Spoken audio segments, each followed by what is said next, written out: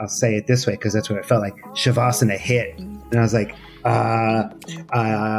what do you mean, like lay down and just relax? Or just like lay down and close my eyes? No, I'm always one eye looking over my shoulder. And this wave of emotion came over me. And I was like, oh, I am so screwed. What is going on? That was Les Leventhal. Hey everyone, Danny Pomploon, and welcome back to the Yogi Misfit Sessions.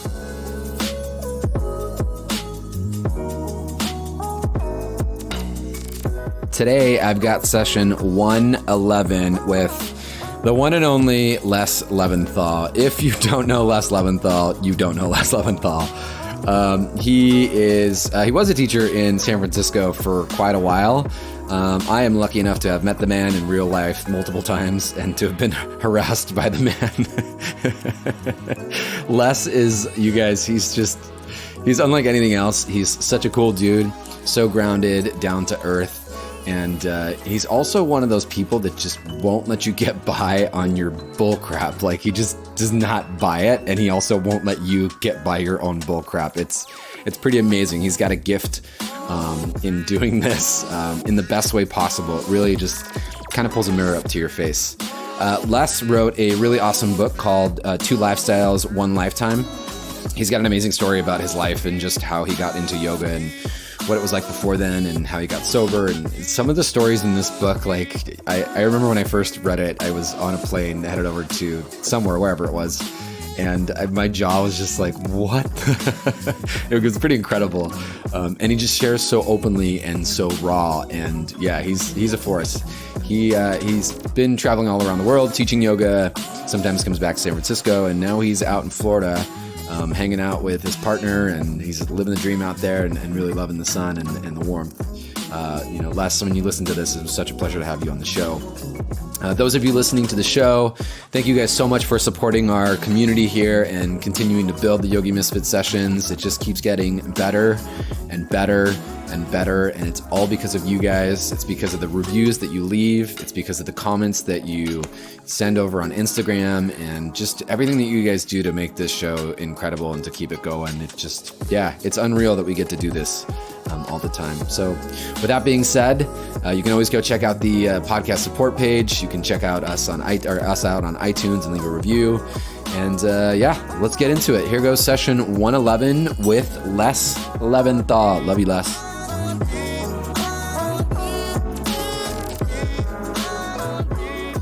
Hello, Les Leventhal.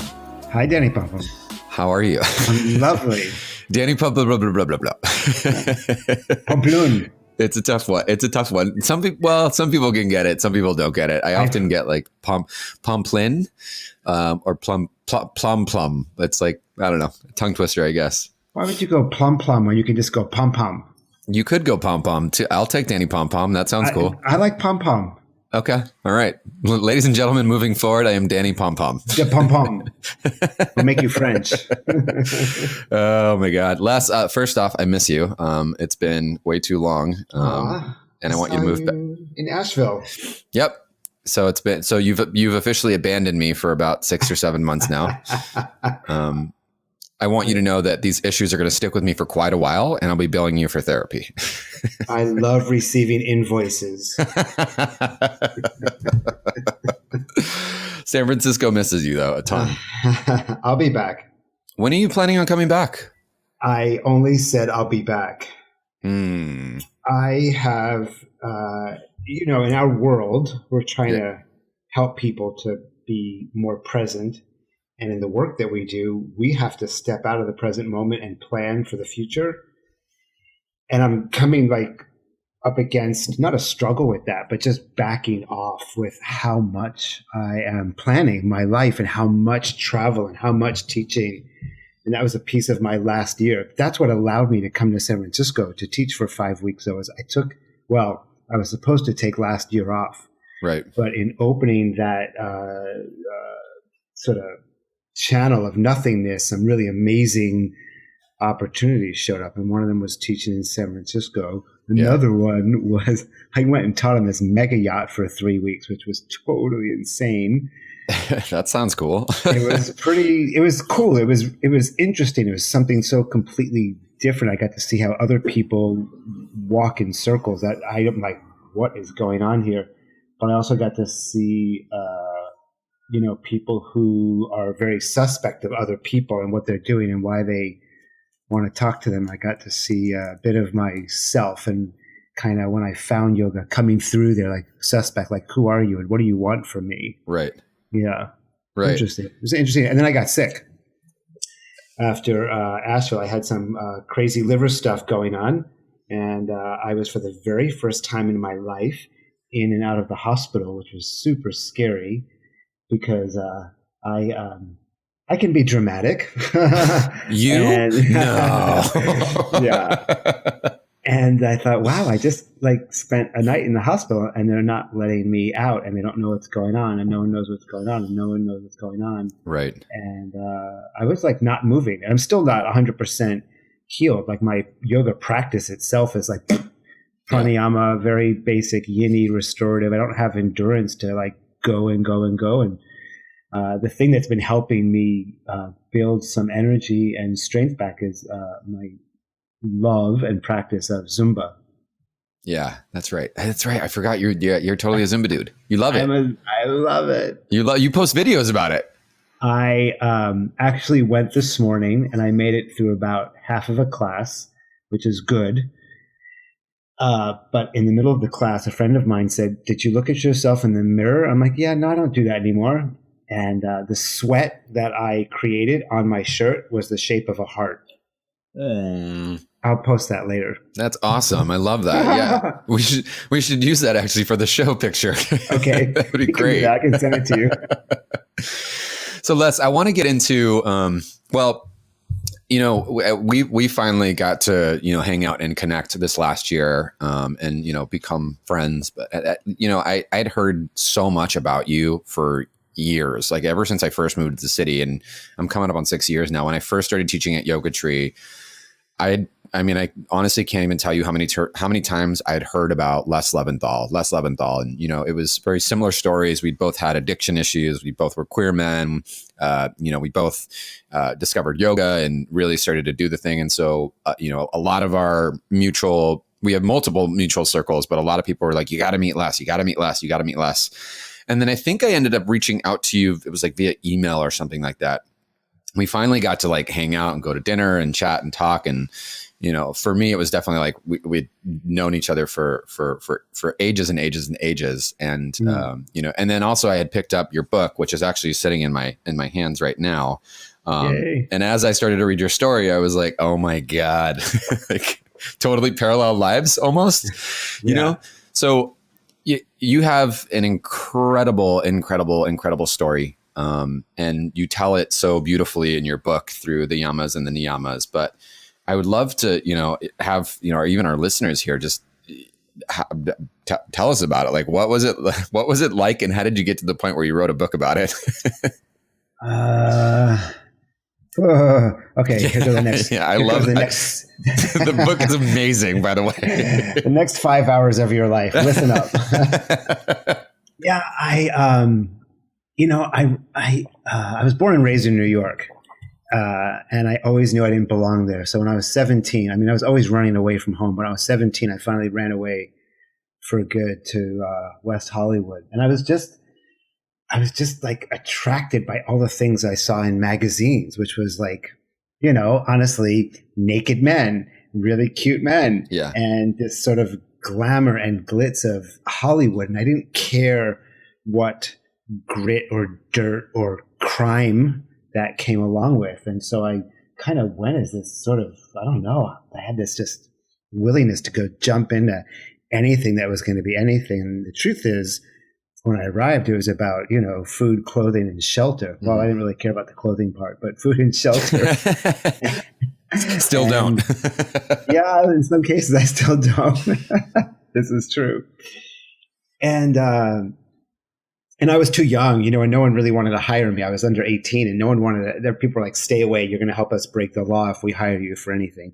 So I actually kind of started down this road of just kind of working weird secretary jobs and different things. And I had met a guy who was in recovery, and I didn't really even know what that was, and nor did I know that I was on my way.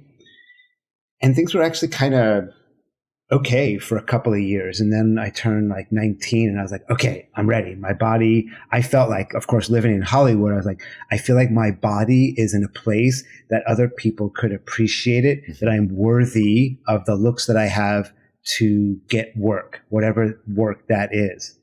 So, of course, I had this, backdoor plan of, I'm just going to become, pornography, prostitution, and I'm going to sleep with that director who's going to get me into mainstream movies. Right. And even when I teach, and even in the book, I'm referring to movies. It's always about this Hollywood, this thing that something outside of me is going to give me something that's going to help me not even acknowledge who I am inside, but it's going to put something inside of me that's going to erase all the other stuff that makes me uncomfortable. And of course, that never happened, although I did meet some really amazing people along the way. And some of it was fun. And then it was fun with problems. And then it was problems. And then it was big problems with lots of drugs and people that were, that grit and that dirt that I mentioned a few minutes ago. It's like I was there. I ended up in jail. I ended up, doing things and breaking laws and doing things that I should not have done. And, I'm just very blessed that years later I was given an opportunity to make amends for all of those things and in many different ways. And, I was also very lucky to have a very good friend who saw just how quickly I was sliding down the dark holes of everything and pulled me out. And I moved to San Francisco. That was in 1992. And I was like, I just need to get off crystal meth, get a boyfriend, get a job, and it'll be okay. Right. So I got off crystal meth, but I did get on Valium, Halcyon, Ativan, Flexeril. So that was a mess. I did Quaaludes. Get a job. I never did Quaaludes, actually. There's actually, believe it or not, your listeners probably won't believe this if they know me. There's a lot of things I have not done. I don't believe you. Yeah, it's true. There's a list. And I did get a boyfriend, but neither of us were in a place it was just a mess. But then a year later, I found recovery, and that was actually great.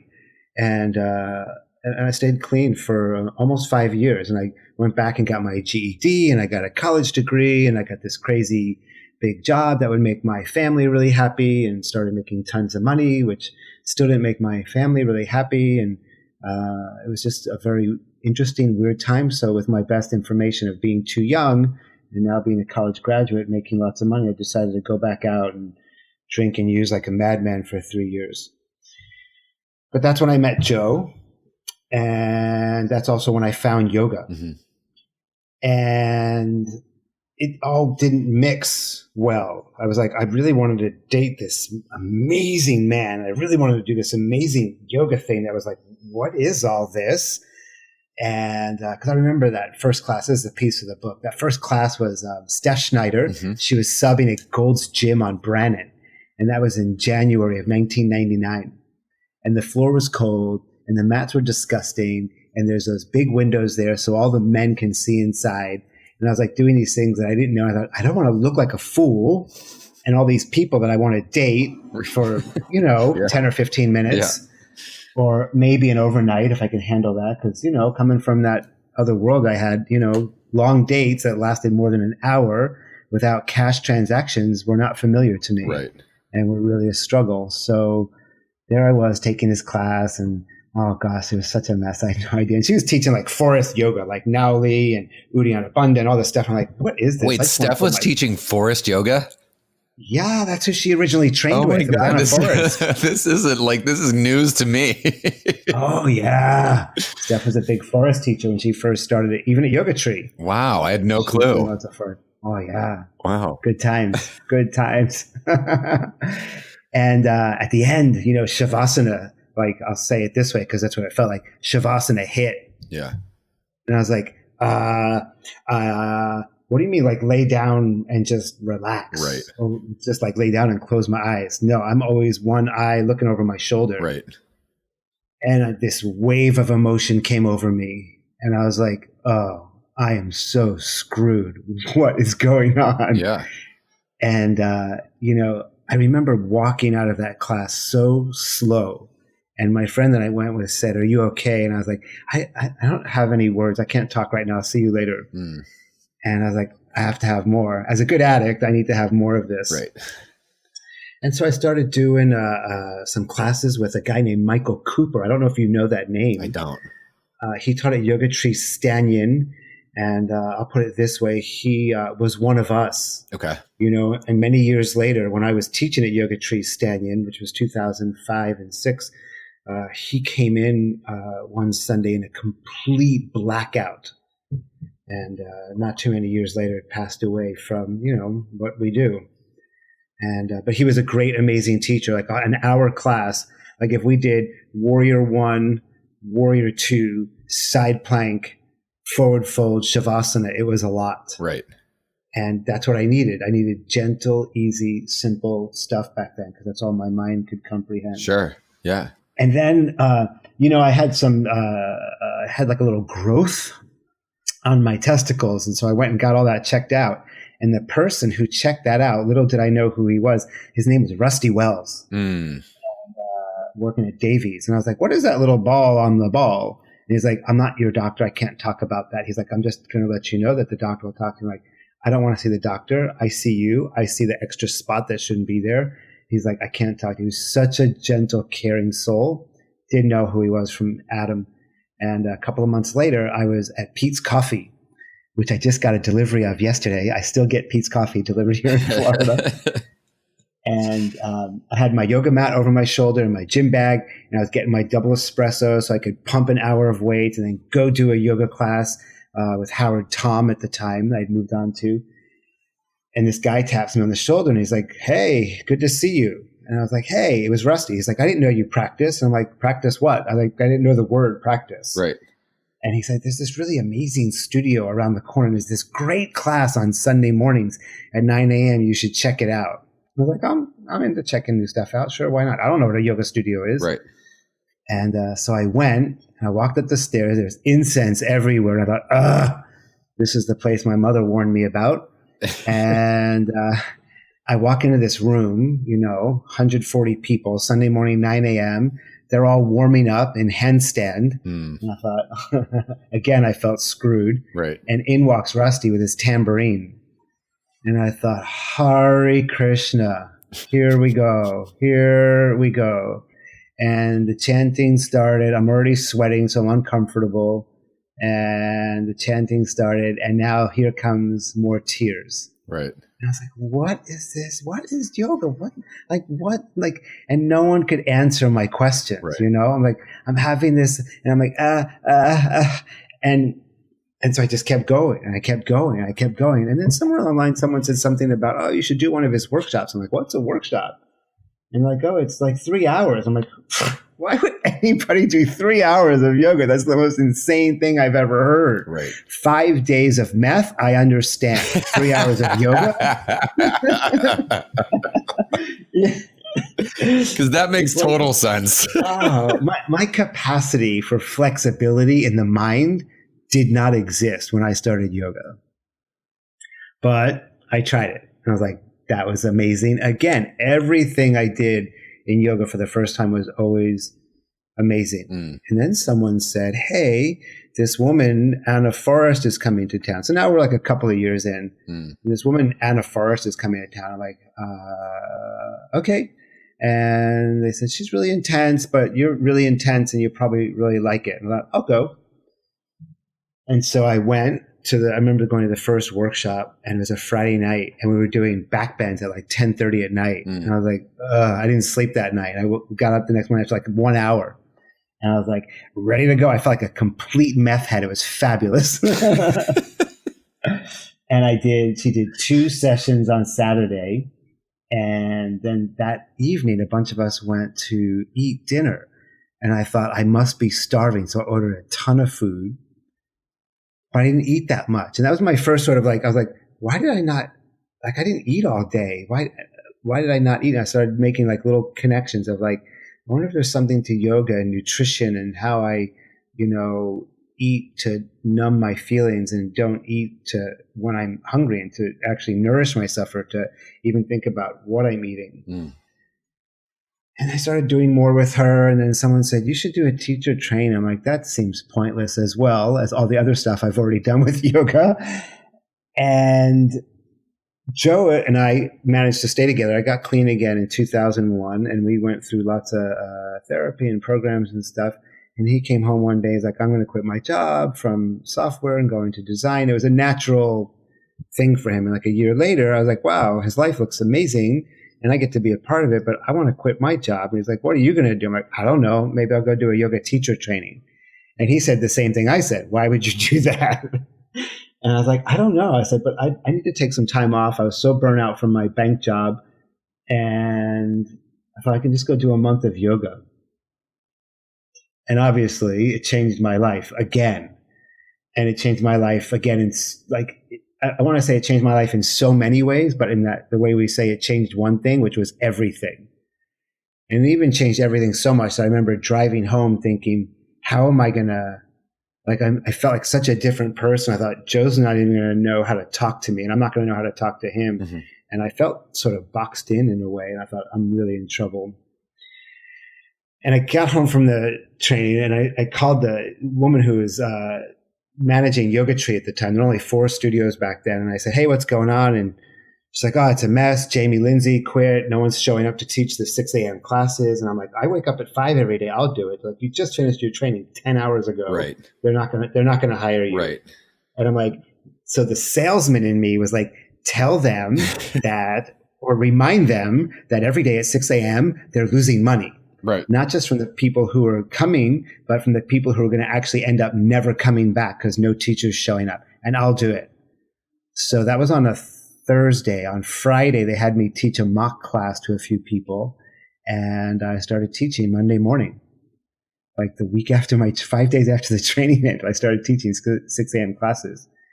And I remember Anna saying something. She said, if you feel bored in what you're doing and you're teaching, imagine what your students are feeling. And I thought, that's interesting. I thought I'll never understand what that means, but I kind of get it maybe.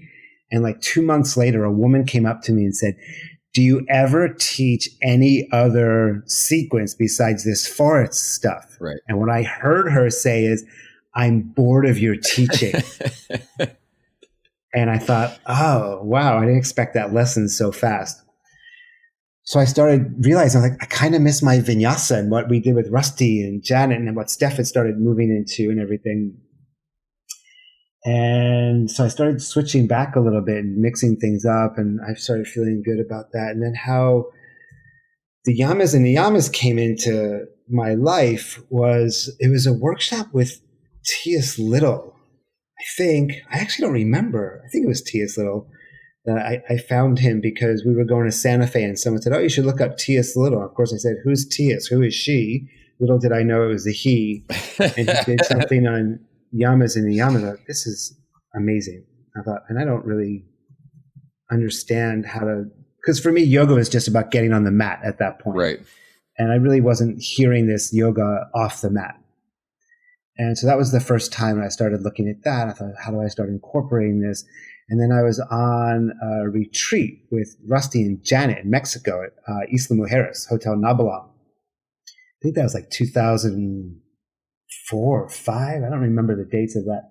And Janet was doing some stuff on Yamas and Niyamas. And I was like, I was away from my like regular daily life. And I was able to hear and spend time contemplating and then therefore comprehending more about what that was.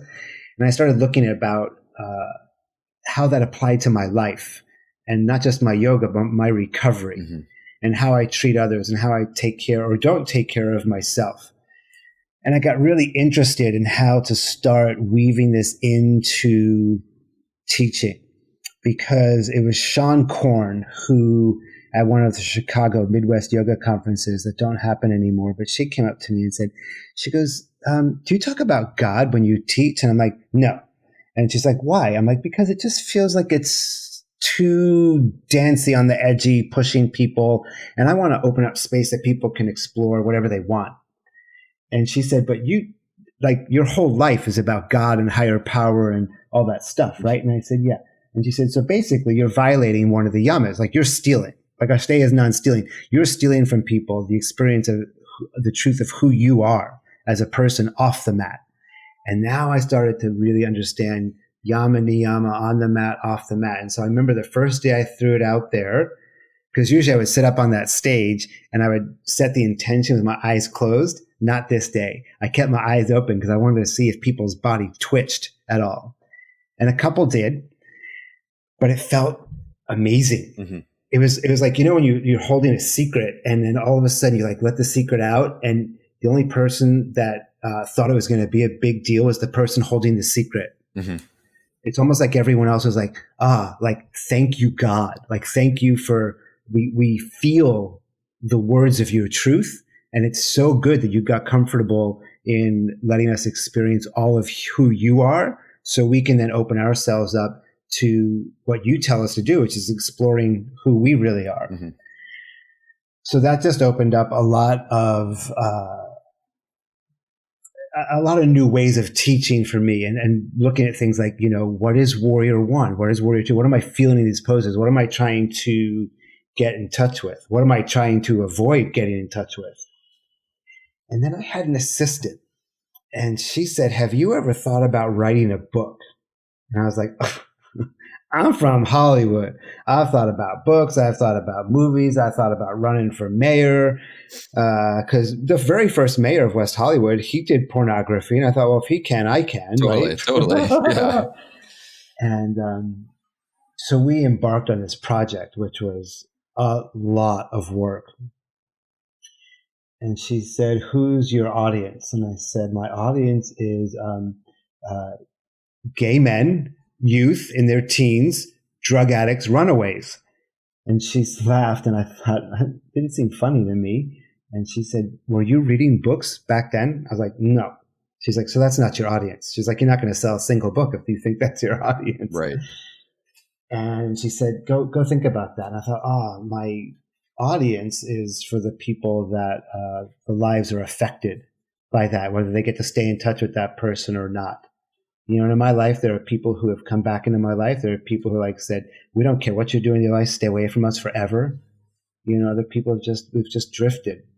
Mm-hmm. And once I realized that, we got further into the book. And then she said, I felt like we had finished a draft. And she's like, there's something missing. There's something that's not like carrying and threading through from chapter to chapter. It's a piece that's missing.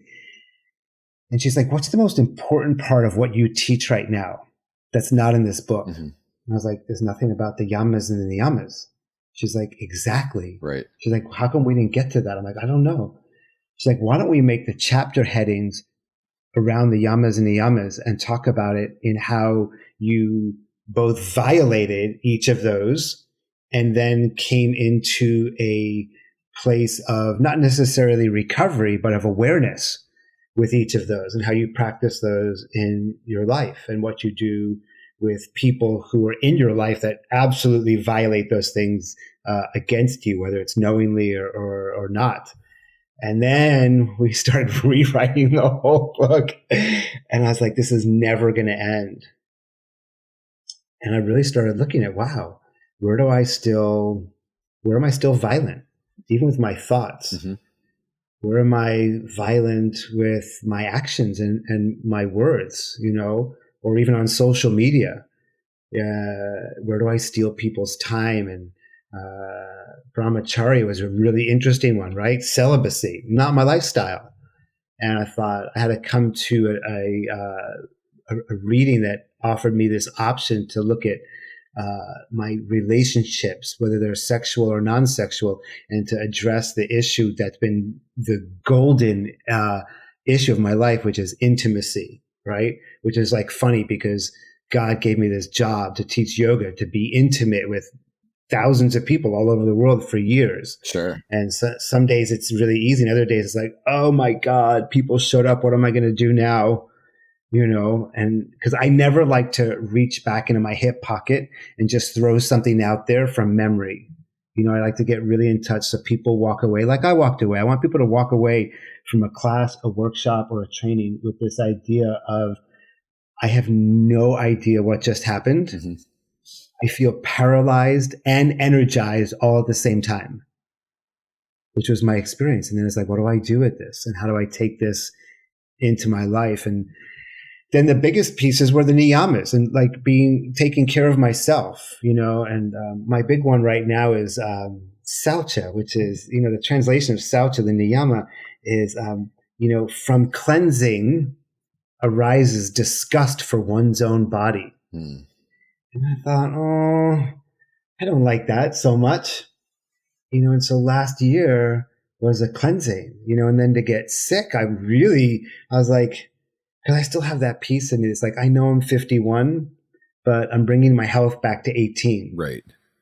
And my body's just like, old man, age gracefully and appreciate that you've had so much life. Like it's more than, the book is 2 lifestyles, 1 lifetime, but I've had more than 2 lifestyles. I've had so many. And now as I go into this year and I start to do some travel, like I have for me, it's a small travel schedule. For other people, I'm sure they look at it and think, oh, he's just not done yet. Right, totally. Yeah, you travel like a madman. But it's just 3 trips. There are 3 big trips, but it's just 3 trips. Right. Actually 4, because I've got 1 US piece. And it's like, so I have to cleanse every day. And it tells me that from that cleansing, I'm going to find disgust. So that I have to do something every day. Sure. And it's kind of like when I look back at my relapse, I had a very good mentor in my life who said, you have to find something every day from this moment forward if you want to continue to receive this gift that you weren't doing last time in order to maintain the gift of sobriety. And from that became an awareness around the gift of relapse, which I thought was amazing. And so now going back into teaching after quote unquote some time off, I'm looking at, what am I doing? Why am I doing it? Where am I going to do it? Like, what are the reasons I'm going to the places where I'm going to connect with people? Right. What is it that I want to be giving them? And am I willing to take a harder look at making sure that I don't give them all of me? So at the end of a day or even the beginning of the next day, all I have left is breadcrumbs and I can't take care of myself, which is what I was looking at last year. I was just taking a look at, okay, I spent 15 years giving.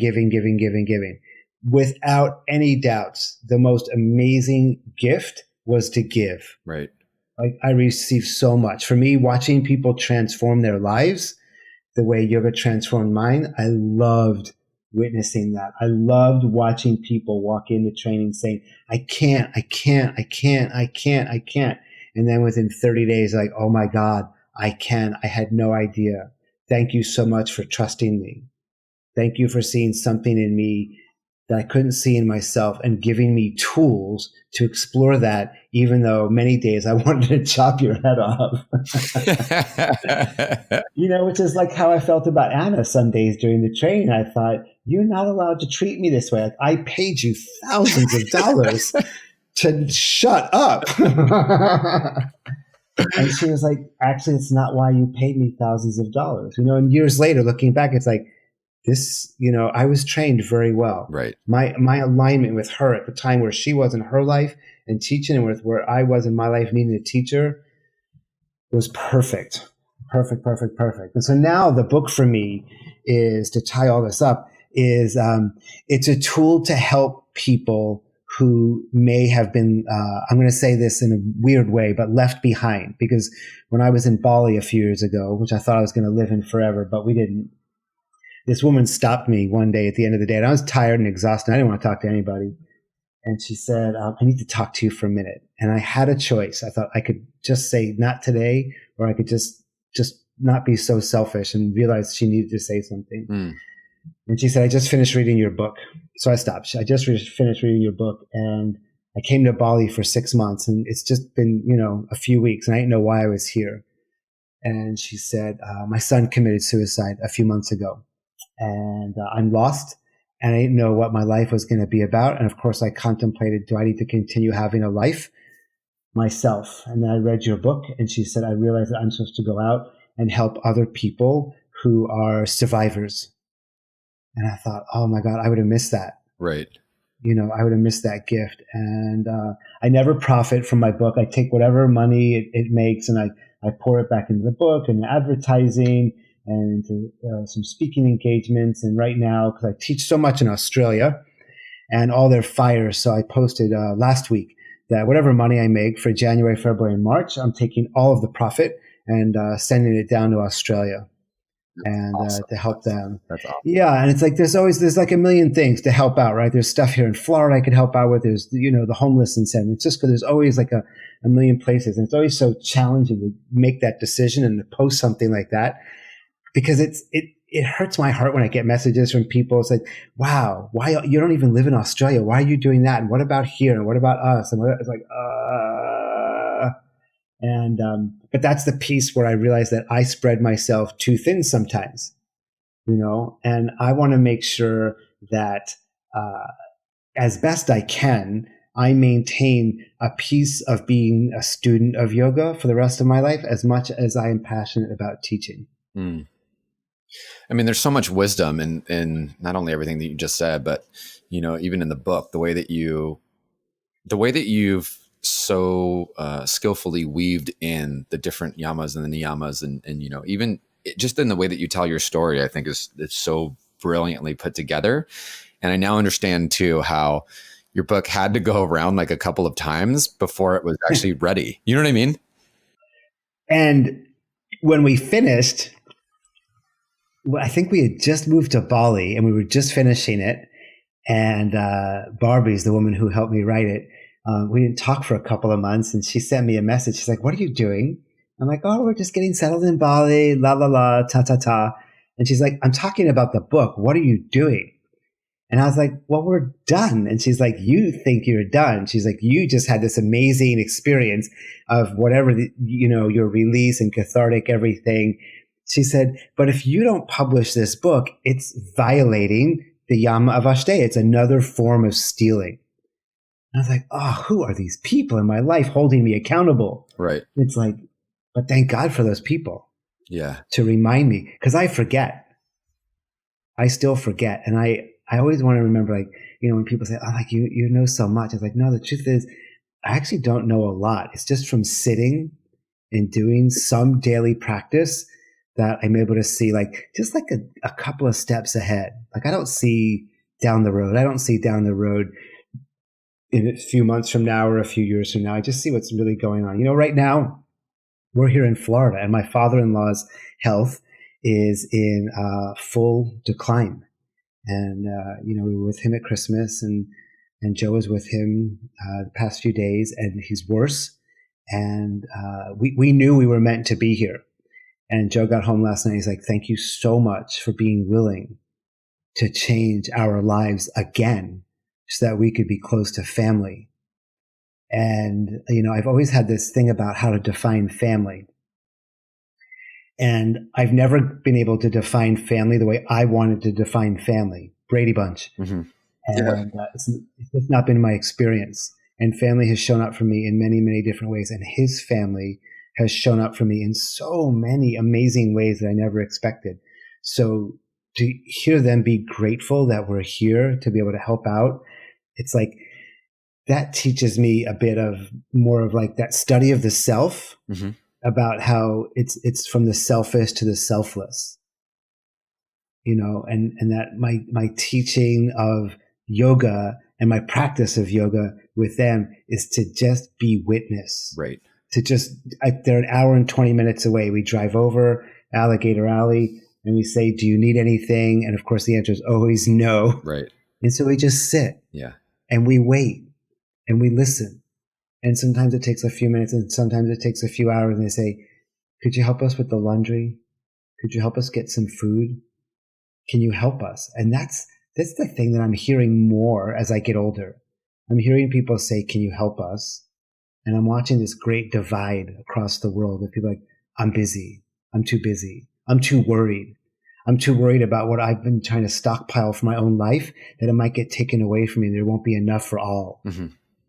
So going into this year teaching, I really want to try and build bridges to the places that I'm going, not just in the cities that I'm going, but more of like a worldwide thing. And I never thought, this is another thing Sean Corn said. She's like, some of us are meant to be local and some of us are meant to go global. You and I, we go global and we do our thing. And it's like, wow, it's amazing. I never would have thought that was going to be something I was going to do, but I'm not going as global. I just want to make sure that I have enough energy to go to the few places I'm going and be like, what do you need? So I'm doing this teacher tune-up things. In some places, I'm doing them in 3 hours. I don't know how I'm going to do that. Yeah, good luck. That's a lot of content in 3 hours. I know. And some it's like a day long and some it's 3 day long. But it's like, let's tune up not just the teaching of the yoga practice, but getting people to take action in their lives, whether they're meant to stay local or go global, to help. Because people need help. The world's changing so fast that people don't even know what to do. But it's happening so fast, no one's sitting still long enough to listen. I mean, in a time in life, place and time where there's so much information, it's shooting at us 1,000,000 miles, per second.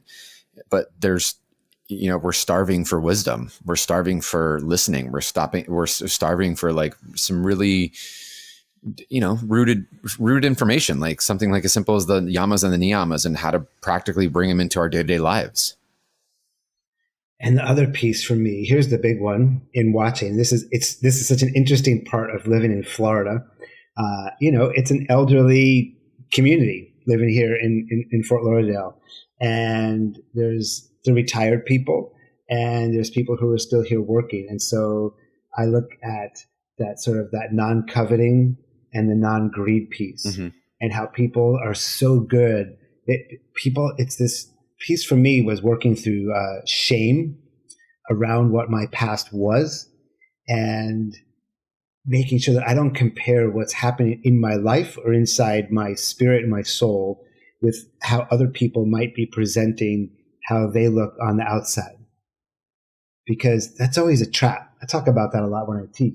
But people like that first day when I walked into Rusty's class, that 9 a.m. class, and people were in handstand and headstand and forearm balance. And I was like, oh my God, they look so happy. And some of them were even talking while they're in their inversion. And I'm like, And I was comparing what they were doing to who I was, and I was just this guy who was still stuck in trying to make my body look perfect so that you would look at my body and love me. Right. And that was never a combination that was going to work out. And, I'm just lucky. I think I'm not lucky. That's the wrong word. I'm grateful that I was sort of woken up to see that that was such a strong grounding in my life of how I lived my life, of how I wanted people to connect with me. Mm. And the truth is that's not really how I want to connect with people at all. Okay, not at all. That's a lie. Okay, maybe a little bit. I still have a physical body. I like it to be touched, right? Totally. And that's a big thing going on in yoga right now too. And it's like, whoa. Yeah. And I mean, I've had a lot of people ask me about this, and that someone even specifically said, well, how do you adjust Joe when he's in your class? I'm like, oh, no. You can't. I know where you're going. But the truth is, when Joe comes to class, he doesn't get any more assisting or adjusting than anyone else. First of all, in the number of adjustments. And second of all, in the kind of adjustment. I don't want people coming to my class because they heard, go to Les's class because he gives, an adjustment, blah, blah, blah. Or don't go to Les's class because he gives an adjustment, blah, blah, blah. I want people to feel safe. 100%. Yeah. In their bodies and in their practice and in the room. Yeah. Yeah.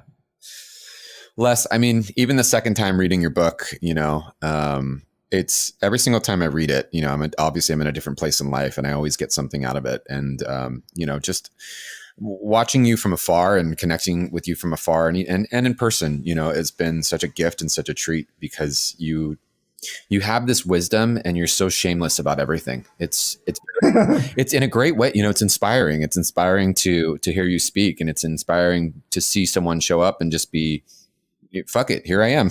This is who I am. And I'm not going to hold back. And so I just can't thank you enough for showing up in the world the way that you do and offering everything that you do. And, it's again, that circle, that orbiting of like, people being like, do you know Les? Do you know Les? Do you know Les? And I'm like, I don't fucking know this Les Leventhal guy. Who is this person?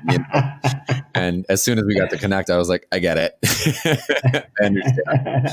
So I can't thank you enough for coming on the show today and sharing all of your wisdom and just taking the time and the space and for you being you, because it's really, in the last year has been part of my healing is taking inspiration from you in the way that you do show up. So thank you again for taking the time out and joining us today, Les. I so appreciate it. Absolutely. It's been great to get to know you and to become friends and to see you traveling too. Well, until the next Yogi Misfit sessions, this is Danny and Les saying peace out. Bye, everybody.